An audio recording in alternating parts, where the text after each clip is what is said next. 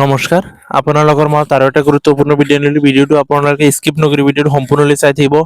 ইয়াত পোষ্ট অফিচৰ ফালৰ পৰা কি আছিল নিউ ভেকেন্সি মুকলি কৰি দিছে। ইয়াত টোটাল যিটো ভেকেন্সি আছে 35,000 35,000 কি আছে টোটাল ভেকেন্সি আছে। ইয়াত কোনে কোনে আবেদন কৰিব পাৰিব, শিক্ষাগত যিটো অৰ্হতা, বয়সৰ যিটো সময়সীমা আৰু যিটো সিলেকশ্যন যিটো প্ৰচেছ হয় আৰু লগতে কি আছিল এক্সাম যিটো পেটাৰ্ণ হয়, সকলো তথ্য এটা ভিডিঅ'তে কৈ দিম। ভিডিঅ'টো স্কিপ নকৰি ভিডিঅ'টো সম্পূৰ্ণলৈকে চাই থাকিব। ইয়াত কি আছিল MTS পোষ্টমেন মেইল গেটৰ কি আছিল পোষ্ট ইয়াত মুকলি কৰি দিছে। সকলো তথ্য এটা ভিডিঅ'তে কৈ দি আছো, ভিডিঅ'টো স্কিপ নকৰি সম্পূৰ্ণলৈকে চাই থাকিব।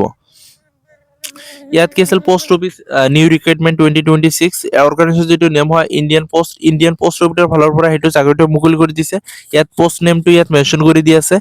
MTSৰ পোষ্ট আছে, মাল্টিটাস্কিং ষ্টাফৰ পোষ্ট আছে, পোষ্টমেনৰ পোষ্ট আছে, মেইল গাৰ্ডৰ কি আছিল ইয়াত পোষ্ট আছে, PAS এৰ পোস্ট আছে, ক্লাৰ্কৰ পোস্ট আছে। টোটাল যিটো পোস্ট হয় 35,000 প্লাস ইয়াত ভেকেন্সি আছে। এপ্লাই যিটো মোড হয় অনলাইনৰ যোগেদি সেইটো আবেদন কৰিব লাগিব। হু কেন এপ্লাই কোনে কোনে ইয়াত আবেদন কৰিব পাৰিব, all India male and female. ইয়াত কি আছিল অসমৰ সকলো ল'ৰা-ছোৱালী ইয়াত আবেদন কৰিব পাৰিব, কিয়নো কি আছিল অল ইণ্ডিয়া জব বুলি কৈছে, all India male and female বুলি কৈছে সেইকাৰণে। আৰু চেলাৰীটো ইয়াত মেনশ্যন কৰি দি আছে, পাৰ মান্থ যিটো চেলাৰীটো দিয়া হ'ব ওটৰ পৰা কি আছিল 18,000 পৰা ষ্টাৰ্ট হ'ব আৰু কি আছিল 81,000 লৈকে সেইটো পাৰ মান্থ চেলাৰীটো দিয়া হ'ব। ইয়াত পোষ্ট অফিচ নিউ ৰিক্ৰুটমেণ্ট 2026 যিটো এজ লিমিট আছে ইয়াত মেনশ্যন কৰি দি আছে। মিনিমাম যিটো এজ হয় 18 আৰু মেক্সিমাম যিটো এজ হয় 45 ইয়াৰ্ছ।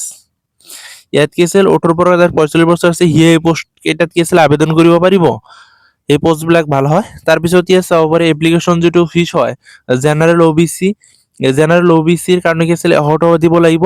SC STৰ কাৰণে কি আছিল ইয়াত একো মাচুল দিব নালাগে, জাষ্ট আবেদন কৰিলেই হ'ল। আৰু যিটো পেমেণ্ট যিটো মোড হয় অনলাইনৰ যোগেদি সেইটো ক্ৰেডিট ডেবিট কাৰ্ডৰ দ্বাৰা কি আছিল পেমেণ্টটো কৰিব লাগিব। তাৰপিছত ইয়াত চাব পাৰে চিলেকশ্যন যিটো প্ৰচেছ হয়, কি আছিল stage number 1 selection stage details ইয়াত মেনশ্যন কৰি দি আছে। ষ্টেজ নম্বৰ 1 ইয়াত কি কৈ আছে চিলেকশ্যন যিটো ষ্টেজ হয় ইয়াত ৰাইটেন এক্সাম হ'ব, CBT অফলাইনৰ যোগেদি সেইটো এক্সামটো হ'ব আৰু অবজেক্ট টাইপ পেপাৰ হ'ব মোষ্ট ইম্পৰ্টেণ্ট ষ্টেজ। তাৰপিছত ডাটা এণ্ট্ৰি স্কিল টেষ্ট হ'ব, তাৰপিছত ডকুমেণ্ট ভেৰিফিকেশ্যন হ'ব, অৰেল ডকুমেণ্ট চেক, তাৰপিছত ফাইনেল মেৰিট লিষ্ট দি দিব। তাৰপিছত ইয়াত চাব পাৰে ছাবজেক্ট কুৱেশ্যন আৰু মাৰ্কবিলাকো ইয়াত লগতে মেনশ্যন কৰি দিয়া আছে।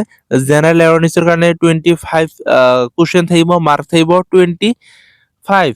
ইয়াত ছাবজেক্টবিলাক মই কৈ দি আছো আৰু লগতে কি আছিল 25 কুৱেশ্যন থাকিব।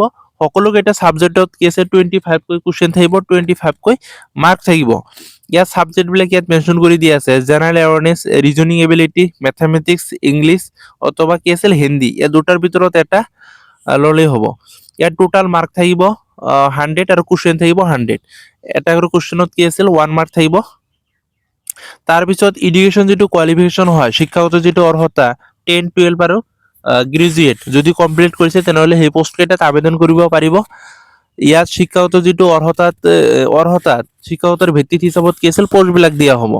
আৰু ইম্পৰ্টেণ্ট ডকুমেণ্টবিলাক ইয়াত মেনশ্যন কৰি দিয়া আছে। Important documents for candidate, Aadhaar card লাগিব, 10th ক্লাছ চাৰ্টিফিকেট লাগিব, মাৰ্কশ্বিট লাগিব, ৰেজিষ্টাৰ্ড মোবাইল নম্বৰ লাগিব, ইমেইল ID লাগিব, পাছপোৰ্ট চাইজ ফটো লাগিব, চিগনেচাৰ লাগিব, কাষ্ট চাৰ্টিফিকেট লাগিব যদি কাষ্ট চাৰ্টিফিকেট আছে। তাৰপিছত কি আছিল ইম্পৰ্টেণ্ট লিংকবিলাক ইয়াত মেনশ্যন কৰি দিয়া আছে। মই ডিছক্ৰিপশ্যনৰ লিংকটো দি দিম, তাৰ পৰা আপোনালোকে সকলো ডিটেইলছত চাব পাৰিব। ফাৰ্ষ্ট টাইমৰ কাৰণে আৰু এটা কথা, ফাৰ্ষ্ট টাইমৰ কাৰণে যদি ভিডিঅ'টো চাই আছে চেনেলটো যদি এতিয়ালৈকে ছাবস্ক্ৰাইব কৰা নাই চেনেলটো ছাবস্ক্ৰাইব কৰি ল'ব, কিয়নো সকলো ধৰণৰ জব ইনফৰমেশ্যন ভিডিঅ' ডেইলি এটা দুটা দিয়ে থাকোঁ আপোনালোকৰ সুবিধাৰ কাৰণে। হ'ব আপোনালোকৰ কাৰণে কি আছে নেক্সট আৰু এটা ভিডিঅ' নি